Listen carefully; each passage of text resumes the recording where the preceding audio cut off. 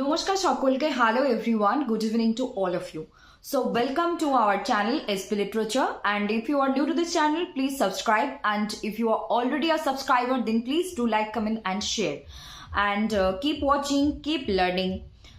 তো চলে এসেছি আজকে আমরা আলোচনা করব প্রিভিয়াস এর কোয়েশ্চেন নিয়ে। আর ভিডিও অবশ্যই আমি বাংলা হিন্দি সেপারেটলি রাখার চেষ্টা করছি, দেখা যাক সময়ের উপর নির্ভর করবে। আজকে যদি আমি কথার কথা পুরোটা বাংলায় বলেও দিই, আগামীকাল অবশ্যই এটার হিন্দিতেও আমরা নিয়ে আসবো, ঠিক আছে? सो शुरू करছি আমরা আজকে। तो सभी लोगों को शुभ संध्या। और आज हम यहाँ पे शुरू करने वाले हैं previous year question WB state exam के 14 दिसंबर वाला जो क्वेश्चन पेपर थे, पेपर 1 को हम ये डील कर रहे हैं लास्ट 3 दिन से। तो आज हम डिस्कस करने जा रहे हैं पहले बंगाली लैंग्वेज में। अगर मैं आज ये वीडियो बंगाली लैंग्वेज में ही कंप्लीट करती हूँ तो फिर टुमारो आपको डेफिनेटली ये हिंदी में भी मिलेंगे, ठीक है? क्योंकि हम दोनों नहीं, तीनों लैंग्वेज में प्रोवाइड करते हैं वीडियोस, क्योंकि हमारे सब्जेक्ट इंग्लिश लिटरेचर है। पेपर 1, पेपर 2 एंड पेपर 1 तो इंग्लिश में ही सारी चीज़ें हैं, लेकिन हम समझने की कोशिश करते हैं अपने मदर टंग में, ताकि हमें ज़्यादा समझ में आए और ज़्यादा हम उसके ऊपर अपने कमांड हासिल कर पाए और एग्ज़ाम क्रैक कर पाए और आने वाले फ्यूचर में ग्रो कर पाए। तो शुरू करते हैं। उससे पहले अगर आप नए हैं तो चैनल में जरूर सब्सक्राइब करके जुड़ जाइएगा। ऑलरेडी एक सब्सक्राइबर है तो चैनल को लाइक, कमेंट, शेयर करके हमें इंस्पिरेशन, मोटिवेशन, एनर्जी दीजिएगा, ताकि हम आने वाले टाइम में और भी बेहतरीन तरीके से आप लोगों के लिए काम कर पाए। पहले भी हम कर रहे थे काम, आज भी कर रहे हैं, आने वाले टाइम में भी करेंगे। सो शुरू करते हैं। আমরা 5টা প্রশ্ন নিয়ে অলরেডি ডিল করেছি, যেটা হিন্দিতেও বলা হয়েছে লাইভ ভিডিওতে, এবং আমি একটা অ্যানাউন্সমেন্ট করে দিয়েছি যে আমরা কিন্তু ভিডিওর ক্ষেত্রে সেকশনে এবং লাইভ সেকশনে অল্টারনেটিভলি ভিডিওস পেয়ে যাব, যেখানে আমাদের প্রিভিয়াস কোয়েশ্চেন নিয়ে আমরা ডিল করছি। তো আমরা 5টা রিডিং কম্প্রিহেনশনকে আজকে এখানে রাখছি না, সেটা আমরা মানে ভিডিওর মাধ্যমে, যেটা আমি ক্যামেরার মাধ্যমে দেখাবো জিনিসটাকে, রিডিং কম্প্রিহেনশন কীভাবে সলভ করতে হয় না করতে হয় সবটা। যদিও এর আগেও এসবি লিটারেচারে আমরা how to solve RC passage or reading comprehension passage আমরা রেখেছি, ভিডিও আছে, তোমরা বা আপনারা চাইলে আগের ভিডিও খুঁজে খুঁজে দেখতে পারেন, যেটা এই মুহূর্তে অবশ্যই কাজে দেবে। তারপর আমরা টোটাল 5টা প্রশ্ন সলভ করেছিলাম, যেটা আমরা একটা ছিল স্টেপ, মানে রিসার্চের রিলেটেড একটা স্টেপ ছিল, ধাপের ধাপ, কোন একটা না মানে কয়েকটা স্টেপ ছিল, কোনটার পর কোনটা কী হবে। তারপর ছিল পিপল ডেভেলপমেন্ট এনভায়রনমেন্ট থেকে ভোপাল ডিজাস্টার নিয়ে। আর তারপর একটা প্রশ্ন ছিল আমাদের ডেটার benefit of effective data governance নিয়ে। তারপর ছিল একটা পিপল ডেভেলপমেন্ট এনভায়রনমেন্ট নিয়ে। এবং মোটামুটি আমরা কটা প্রশ্ন আমি এখানে বললাম তাহলে, 1টা 2টা 3টা 4টা না, তো আরেকটা প্রশ্ন আমরা করেছিলাম আইসিডি থেকে 5টা। তো বিষয় হচ্ছে যে এখন আমরা আজকের যে নেক্সট প্রশ্নে যাচ্ছি। এখানে বলা হয়েছে যে which of the following diagram denotes the best relationship among fathers, teachers and men. তো ফাদার্স, টিচার্স, মেন, আমি এখানে বলবো যে ফাদার, টিচার আর মেন। তো মেন যে বিষয়টা থাকছে, মেনটাকে আমরা মেন ইয়েতে রাখছি, মেন, তার ভেতরে আমরা রাখতে পারছি ফাদার, কি বলে হচ্ছে তোমার, মেনের ভেতরে আমরা এরকম থাকবে যে মেনের কিছু পোর্শন টিচার, কিছু মানে যারা মেন বা মানুষ তাদের মধ্যে সবাই যে টিচার তা তো নয়, আবার সবাই যে ফাদার তা তো নয়, কারণ ব্যতিক্রম সবখানেই আছে। তো আমরা এটা নিয়ে অনেকের কনফিউশন থাকতে পারে। যেমন আমি এখানে ডায়াগ্রামটা যদি দেখাই, এই যে ডায়াগ্রামগুলো কোনটা বেস্ট এক্সপ্লেইন করছে, তো আমার 3 আর 4-এর মধ্যে কনফিউশন, বা 3 আর 4-এর মধ্যেই মনে হচ্ছে যে মেন আমরা মেন রাখতে পারি। এরকমটা বলতে পারি না যে সবাই টিচার, সবাই সি অর ডি, মানে মেন থাকছে, মেনের মধ্যে কিছু পোর্শন টিচার, কিছু পোর্শন ফাদার। আমার পয়েন্ট অফ ভিউ থেকে তো এটাই বলছে, কিন্তু যদি এটার প্রশ্নের উত্তর আলাদা হয় তোমাদেরকে আমি বললাম বা আপনাদেরকে বললাম, যদি আমি ভুল হয়ে থাকি বা তোমাদের মনে হয় অন্য কোনো উত্তর হতে পারে বা কোনো প্রপার আপনারা বা তোমরা যদি লজিক দিয়ে দেখাতে পারো, তাহলে আমি সেটা মেনে নেব। আর আমিও ভুল হতে পারি, আবার ঠিকও হতে পারি, ঠিক আছে? আর নেক্সট আমরা যাচ্ছি community engagement and service primarily. Option A theory based course, option B a discipline specific area, option C a specialised field of study, option D an activity oriented course. তো এখানে কমিউনিটি এনগেজমেন্ট অ্যান্ড সার্ভিসেস সাধারণত প্রধানত মূলত কি নিয়ে কথা বলে? It is an activity oriented course. তো এটা থেকে আমাদের কিভাবে ডিল করতে হবে? এখান থেকে আমাদেরকে ডিল করতে হবে যে থিওরি বেসড কোর্স কি, ডিসিপ্লিন স্পেসিফিক এরিয়া কি, স্পেশালাইজেশন স্পেশালাইজড ফিল্ড অফ স্টাডিটা কি, এবং কমিউনিটি এনগেজমেন্ট অ্যান্ড সার্ভিসটা আদতে কি, এবং অ্যাক্টিভিটি ওরিয়েন্টেড কোর্স কেন বলা হচ্ছে একে, এগুলো হবে আমাদের কাজ, যে আমরা কিভাবে এই কোয়েশ্চেনটাকে নিয়ে ডিল করব। তাহলে আমরা এই রকম কোয়েশ্চেনের পয়েন্ট অফ ভিউ থেকে যদি কিছু চাওয়া হয় তাহলে আমরা ওটা সম্পূর্ণ উত্তর ঠিক করতে পারবো। নেক্সট কোয়েশ্চেন একটা ম্যাথ আছে, ম্যাথমেটিক্যাল রিজনিং, রিডিং কম্প্রিহেনশন আমরা পরে সলভ করব। আর যদি কোনো প্রশ্নের খুব ডাউট হয় সেটা নিয়ে আমরা পরে ডিল করব ফর শিওর। আমরা যাচ্ছি এখন নেক্সট কোয়েশ্চেন, 15 নম্বর কোয়েশ্চেন দেখি কি চাওয়া হয়েছে।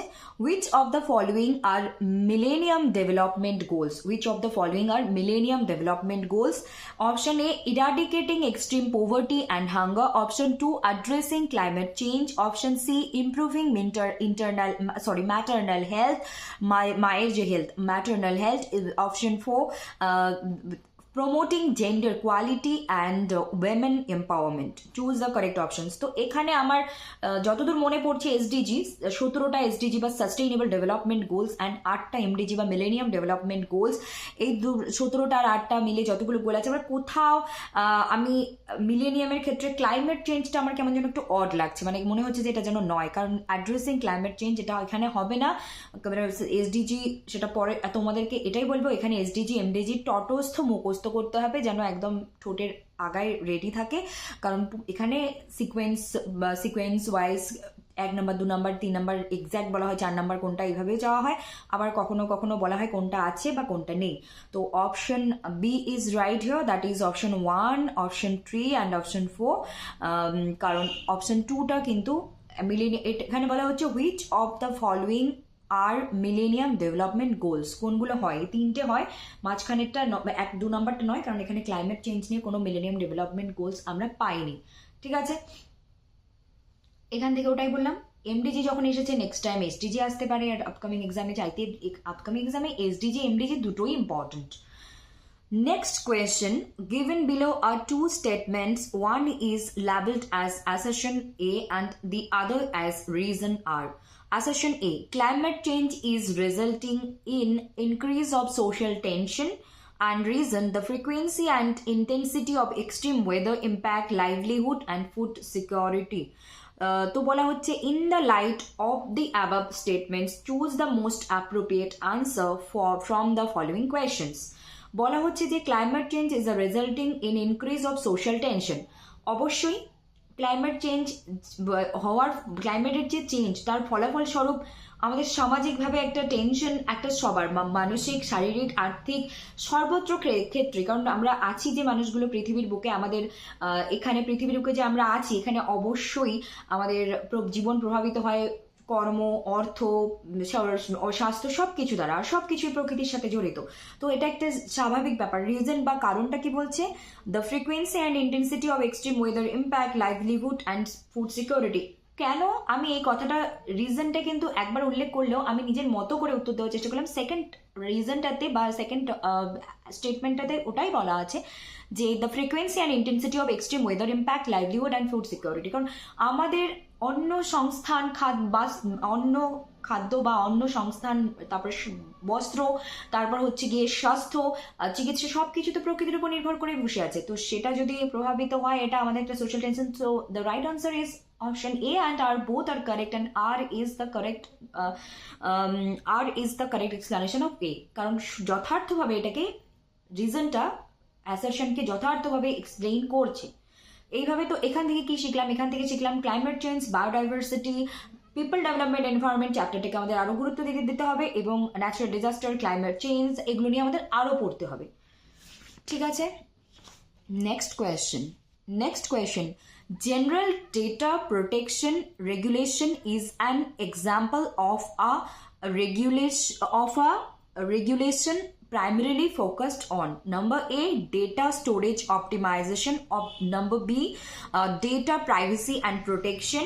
And option C, data visualization. And option D, data hardware specifications. So what is the correct answer here? বলা হচ্ছে general data protection regulation is an example of regulation primarily focused on. এটা মূলত বা প্রধানত বা সাধারণত কিসের দিকে ফোকাস করছে? Option A data storage optimization, option B data privacy and protection, data visualization আর ডেটা হার্ডওয়্যার স্পেসিফিকেশন। তো option B is the right answer, that is data privacy and protection. আর এখান থেকে কি বলতে পারি, what is data protection regulation, আর হচ্ছে গিয়ে এই যে স্টোরেজ অপটিমাইজেশন কি, ভিজুয়ালাইজেশন কি, ডেটা হার্ডওয়্যার স্পেসিফিকেশন কি, এগুলো আমাদেরকে পড়তে হবে, জানতে হবে। হতে পারে এখানে ডেটার প্রাইভেসি অ্যান্ড এর প্রোটেকশন সংক্রান্ত পরবর্তীতে আমাদের হার্ডওয়্যার স্পেসিফিকেশন বা ভিজুয়ালাইজেশন এই রিলেটেড কিছু একটা চাওয়া হলো। Next question, A jump line in a news paper, JUMPLINE, jump line in a news paper. আমরা নিউজ পেপারের জাম্প লাইন কাকে বলি বা কি, কোনটা, এটা আমিও জানতাম না, এটা আমার কাছে টোটালি নতুন একটা বিষয় আমার কাছে। তো option A directs the readers to other pages for continuation, option B cuts the news item abruptly, and option C shortens news with a line, and option D concludes the news. So the right answer, what is the right answer? So right answer is here option A, directs the readers to other pages for continuation.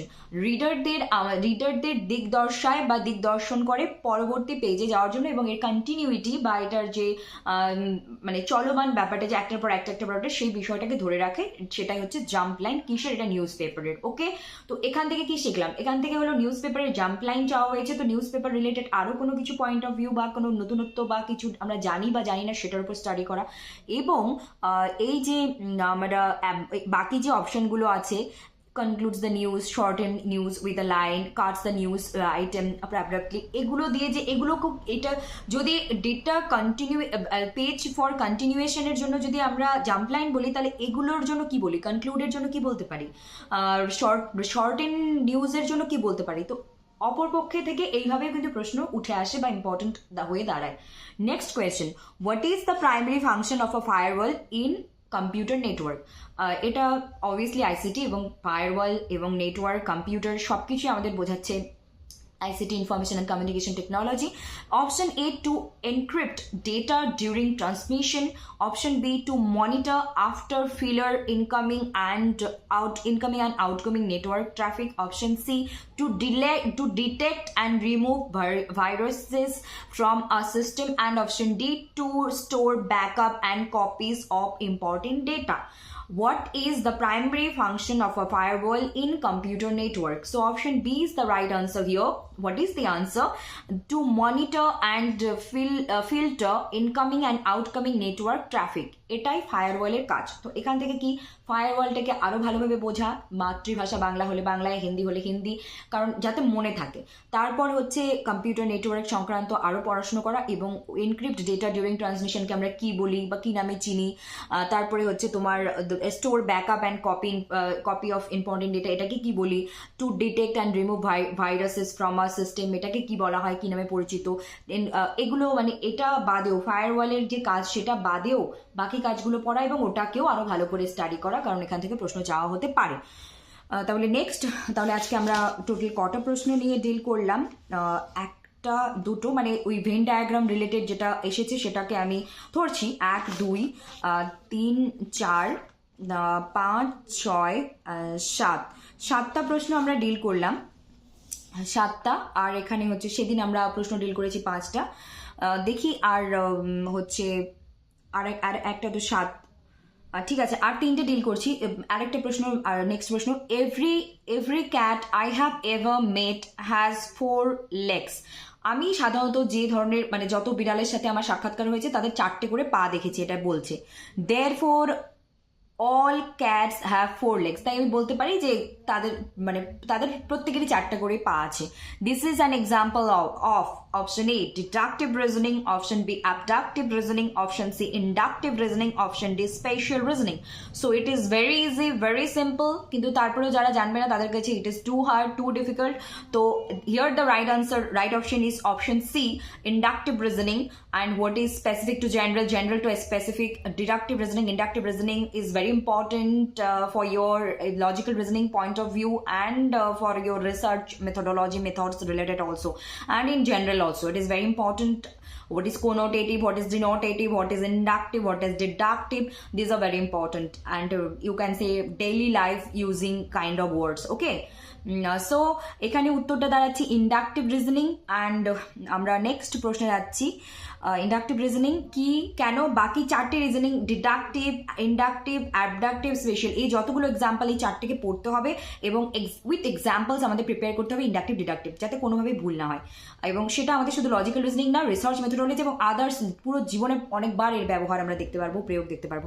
Next question, which technology is commonly used ensuring secured and transparent delivery of public services? Option A, virtual reality. Option B, blockchain. Option C, 3D printing. Option D, voice over IP. So the right answer is blockchain. Which technology is commonly used to ensuring secured and transparent delivery of public services? The right answer is blockchain. তো এখানে কি করতে হবে, what is blockchain এর concept আরও clearly পড়াশুনো করা, এবং তার সাথে 3D printing, voice over IP, virtual reality কি, এগুলোর উইথ ডেফিনেশন আমাদের রেডি রাখা, এবং এছাড়াও transparent delivery of public services, ensuring secure, মানে টেকনোলজি রিলেটেড এই টপিকটাকে আরও সুন্দর করে আরও বিস্তারিতভাবে পড়া, যাতে এখান থেকে ভবিষ্যতে কিছু এলে আমরা যেন মিস না করি। নেক্সট কোয়েশ্চেন, আর আজকের জন্য লাস্ট নাম্বার কোয়েশ্চেন, অ্যান্ড আজকে আমরা টোটাল তাহলে 10টা কোয়েশ্চেন নিয়ে ডিল করবো। Next question is from people development and environment. Conservation of biodiversity outside the natural habitat is known as? Option A, in-situ, SITU. Option B, ex-situ, EXX. Option C, in vivo. Option D, ex vivo. So the right answer is option B, ex-situ, EX-SITU. তো এখানে কি করতে হবে, এখানে করতে হবে conservation of biodiversity পুরো detail পড়তে হবে, এবং ন্যাচারাল হ্যাবিটেট কি সেটা পড়তে হবে, নিজের মাতৃভাষায় আগে বুঝতে হবে, তারপর ইংলিশে। তার সাথে এক্স সিটু কি কেন বলি, এবং তারপরে in situ, in vivo, ex ভিভোকে গুগল করা, এদের কি কোনো তাৎপর্য আছে? হতেই পারে আজকে অপশানে দেখতে পাচ্ছি, পরবর্তী কোনো এক্সামে কোয়েশ্চেনে দেখতেই পারি, তাই না? তো এইভাবে আমাদের প্রিপারেশন নিতে হবে। আজকে তাহলে পুরোটাই বাংলাতেই থাকলো, আর আমার মনে হয় প্রোনাউন্সিয়েশনগুলো এগুলো যারা হিন্দি ভাষী বা ইংলিশ ভাষী সবাই এখান থেকে প্রিভিয়াস কোয়েশ্চেন 10টা সলভ করতে পারবে। 14 ডিসেম্বরের কোয়েশ্চেন পেপার ছিল, আগে আমরা 5টা ডিল করেছি, আজকে 10টা 15টা। আমরা আরসি ডেটা নয়, আরসি আর ম্যাথমেটিক্যাল রিজনিংয়ে টোটাল 11টা প্রশ্ন আছে, সেটা নিয়ে একদিন পুরো ডিল করব, আর নেক্সট টাইম আমরা বাকি যে প্রশ্নগুলো রইলো সেগুলো নিয়ে ডিল করবো, আর হিন্দি বাংলা দুটোতেই থাকবে, don't worry. So that's it for today, thank you very much, stay connected with SB literature, please to like, comment, share and subscribe to SB Literature, and keep learning, keep watching, and please hit or click or press the bell icon so that you never miss an updates. আর হচ্ছে আজকের থাম্বনেইলে কিন্তু থাকবে যে হচ্ছে previous question, কোনো বাংলা হিন্দি কোনো মানে কোনো উল্লেখ করে দেবো না, কারণ আমার মনে হয় এটার থেকে যে কেউ সলভ করতে পারবে, কারণ pronunciation, questions, options are all in English languages, so in English language, so you can understand it, okay? So that's it for today. নমস্কার, ধন্যবাদ, শুভ সন্ধ্যা এবং ইন অ্যাডভান্স শুভরাত্রি। ভালো থাকুন, সুস্থ থাকুন, দেখতে থাকুন SP literature. Do like, comment, share and subscribe. If you have any questions, queries, suggestions, you can give us on the comment section, comment chat box, and if you want to join our live session, then also you can join. আমরা আগামীকাল লাইভে আসতেও পারি, সম্ভাবনা আছে, তো আমাদের live সেশনেও আমরা আলোচনা করি এবং ভিডিও সেকশনেও। तो ठीक है, आज के लिए इतना ही। शुभ रात्रि, शुभ संध्या सभी को। हम आने वाले टाइम में और ये 5 कुछ क्वेश्चन पहले आज 10-15 क्वेश्चन कंप्लीट किए, और फिर आने वाले टाइम में और 5 आरसी वाला और 6 मैथमेटिकल रीजनिंग वाला अलग से, और बाकी जो क्वेश्चन रह गए हैं वो सारी चीज़ें 2 दिन के अंदर कवर करने की कोशिश करेंगे, बंगाली हिंदी दोनों लैंग्वेज में 2-3 दिन के अंदर कवर करेंगे। और don't worry and keep watching, keep learning, and please click or hit or press the bell icon so that you never miss an updates. Thank you all, take care, God bless you, see you soon. धन्यवाद, नमस्ते, नमस्कार।